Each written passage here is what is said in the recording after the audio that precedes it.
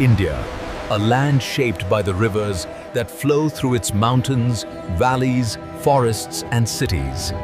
భారతదేశపు ఆత్మగా పిలువబడే గంగా నది హిమాలయాల గంగోత్రి హిమనదిలో పుట్టి 2525 కిలోమీటర్లు ప్రయాణం చేసి బంగాళాఖాతంలో కలుస్తుంది.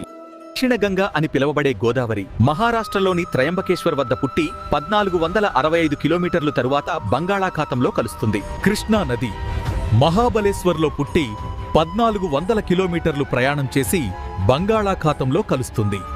సింధు నది టిబెట్లో పుట్టి లడక్ మీదుగా ప్రవహించి 3100 ఈగ్రటీన్ కిలోమీటర్ల తరువాత అరేబియా సముద్రంలో కలుస్తుంది. బ్రహ్మపుత్ర టిబెట్లో పుట్టి అరుణాచల్ అస్సాం మీదుగా 2900 కిలోమీటర్లు ప్రవహించి బంగాళాఖాతంలో కలుస్తుంది. మహానది ఛత్తీస్గఢ్ కొండల్లో పుట్టి 858 కిమీ ప్రయాణం చేసి బంగాళాఖాతంలో కలుస్తుంది.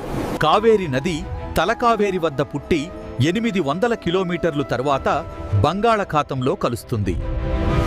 తాపీ నది సాత్పురా శ్రేణిలో పుట్టి 724 కిలోమీటర్ల పశ్చిమ దిశగా ప్రవహించి అరేబియా సముద్రంలో కలుస్తుంది. నర్మదా నది అమర్కంటక్ కొండల్లో పుట్టి 1312 కిలోమీటర్లు పశ్చిమ దిశగా ప్రవహించి అరేబియా సముద్రంలో కలుస్తుంది.